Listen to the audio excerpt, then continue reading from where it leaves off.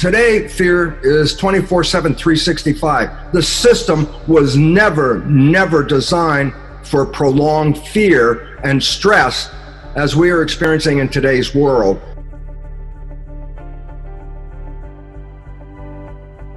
Well, I have a feeling that the fear is much more powerful in influencing us than the things like the cell phones and the energy fields and all that. You know, let's go back, because a big fear is, electromagnetic fields. That's been a big fear, and there should be a concern, because biological systems employ electromagnetic fields and vibrations and energy in controlling and manipulating the biology.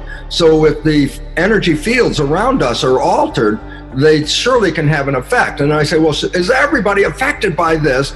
And I say, look, when we were afraid because high power, high tension lines, the ones that carry the big load of electricity, and people live underneath those lines, they assessed, is there any difference in the health of people who live under the high power tension lines?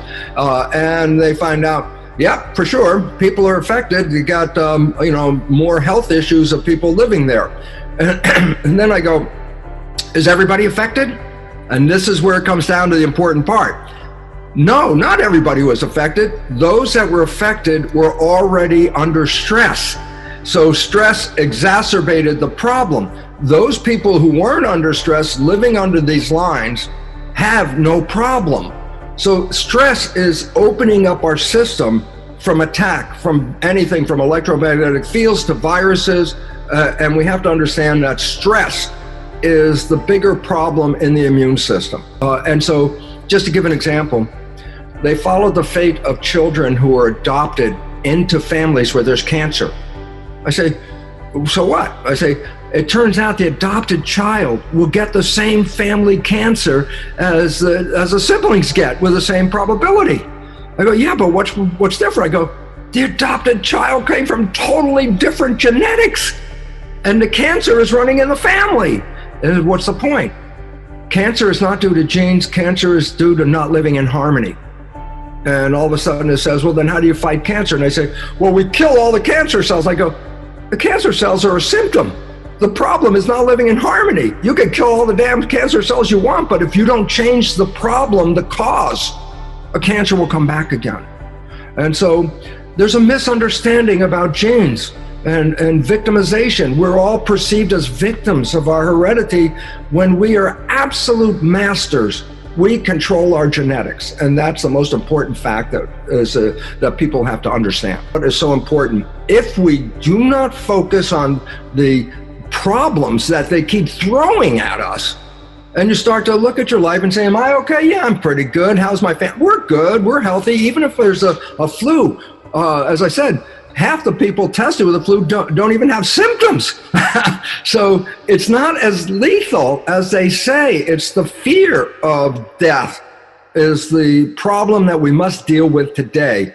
And the idea is, am I open to die? And I say, everybody's open to die. But will you die from this flu? I go, not necessarily, unless you're part of that same group. So let me just emphasize, the group that should be concerned are the aged people, very old, people on support, like nursing support, like especially in nursing homes, people whose immune system is already compromised. If you are in that situation, then by all means, do everything to protect yourself. Isolate from those people that may be carrying it. And remember, a lot of carriers have no symptoms, so you wouldn't even know they were carrying it.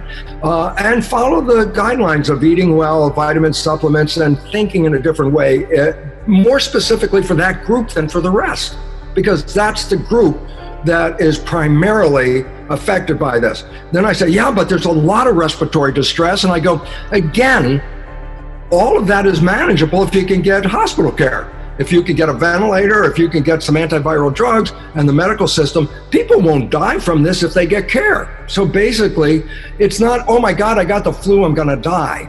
We got to change that visual picture, because that is the biggest problem affecting us today, is the fear. The fear that has been generated by this is the biggest problem of all, because people have to understand about the immune system. The immune system is designed for internal protection. Anything that gets in my body, parasites, viruses, bacteria, the immune system's function is to fight that.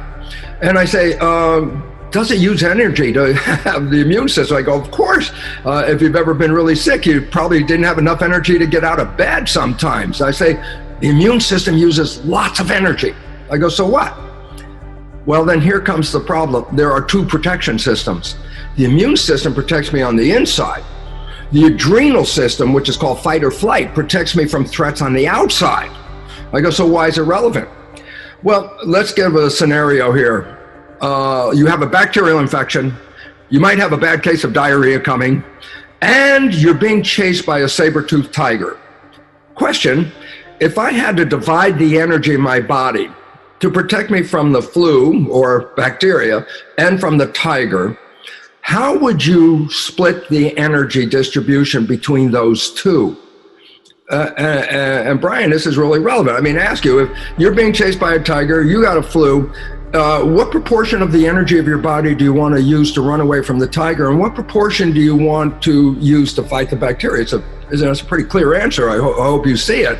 Probably 99-1 is probably what I would do. Exactly. So right away, that's the fundamental principle. Fundamental principle is this. I distribute energy in the body where I need the energy. And when it comes to threats and survival, if it's a threat from the outside world, I need to put all the energy into that. So I say, fine. I say, how does this work? I say, when we perceive a threat, when we believe and perceive that we're being chased by that saber-toothed tiger, the body releases stress hormones. I go, yeah, so what? That gets me ready. I say, gets you ready for fight or flight. I said, what does it do to get you ready? And this is the crux of the problem. The stress hormones do is take the energy of the body, stop funding with energy those functions that are not necessary to run away from the tiger. Because what you want to do is you want to get all the energy possible into the arms and legs, which is the blood. The blood carries the energy. I want all the blood in my arms and legs. Why? Because I need to run away from that tiger. So I say, so what happens when stress hormones are released in the body? And the first thing is this: all functions not related to running away from that tiger are shut down to conserve the energy. So I say, well, what does that mean? I say, when stress hormones are released into the body, they cause the blood vessels in the gut to squeeze shut. I go, why? And the answer is, if the blood vessels squeeze shut, then the blood is pushed to the periphery, the arms and legs. So the blood is, in scientific terms, preferentially sent to the arms and legs at the expense of what? Shutting the blood vessels in the gut. And that's when people get butterflies in the stomach. When they start to get scared, they can feel a little queasy going on. And I say, what is that? I say, that's the action of stress hormones causing your blood vessels in the gut to squeeze shut, so you push the blood to the arms and legs to deal with fight or flight. Okay, so the first thing is this: when you're in fear, you shut down the growth and maintenance of the body. It's very simple. Why should I fund those things if the tiger's chasing me? If the tiger catches me, then maintenance of the body is not my problem anymore. So the first step in a stress response is stress hormones shut down the visceral functions of maintaining the body, filtering, cleaning, repairing, replacing things. I go, okay, that shuts down my growth as I get ready for protection. I go, yeah. And here's the other fact, and this is the one that's relevant. The immune system, as I said, uses so much energy that when it's engaged, we may be so depleted of energy, we don't have any energy to get out of bed. I say, well, again, if I'm being chased by the tiger and I have the bacterial infections, the hell with the bacterial infections. It's time to run away from that tiger. Fact of life, this is it. Stress hormones shut down the immune system to conserve energy so I can run away from the threat. And I go, it's so powerful at shutting down the immune system that stress hormones are used, listen, therapeutically. I go, what do you mean? If I am going to transplant an organ from one person to another, the recipient of that transplant, their immune system, by definition, is going to try and reject the transplant because it's foreign tissue. I say, so what do doctors do before they transplant an organ? I say, they give the patient stress hormones, because when they get the stress hormones, it inhibits the immune function from rejecting the graft. So what's the point? My God, stress hormones are so effective at shutting down the immune system that they use it therapeutically to stop the function of that immune system. So I go, so why is it relevant? I go, because we're put into fear. And everybody who listens is now afraid. The difference between, let's say, last year's flu season, I'm coming on the news and I go, the flu season's back this year, and as usual, you have to take care of yourself, and about 0.1% of the population will have severe problems with this, and but that's annual. That's the way it is. Or I come on this year, and I say, my God, the flu is here. We're all going to die. Millions of people are going to die. And all of a sudden, it's like, that's a different news report than last year. That scares the hell out of me. Most humans do not have an immunological memory to help alleviate the symptoms of the flu. So this year, the flu is a little more aggressive than previous years, only because most of us have not had an experience with this virus in the past. That's the nature of the game. So then I say, well, how dangerous is this flu? Well, this is the part that is really freaky, because the first thing is this: we equate the flu this season, the Corona 2019 virus, we equate it with mortality. It's like, what do you mean? I said, everyone's talking about, oh my God, we can die. And I go, well, you can die every year. That's not even different. I say, so what's different? I said, it's a little more aggressive. I say, so why is it relevant? I said, okay, the symptoms are a little more aggressive. I said, well, you die from the symptoms. I say, if you have standard medical treatment, even the aggressive form that causes respiratory distress is manageable. As long as we have ventilators, as long as we have antivirals, as long as the hospital isn't under a crush, this isn't lethal. I said, yeah, but people are dying. I go, every year, the same cohort or group of people are affected and die from the flu. And I said, what cohort is that? And I said, people who, first of all, are very old, who are in nursing care, whose immune systems are already weakened just because of their age.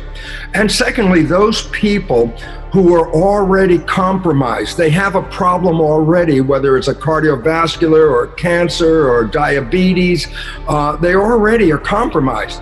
These are the people who are the likely ones to succumb from this particular flu.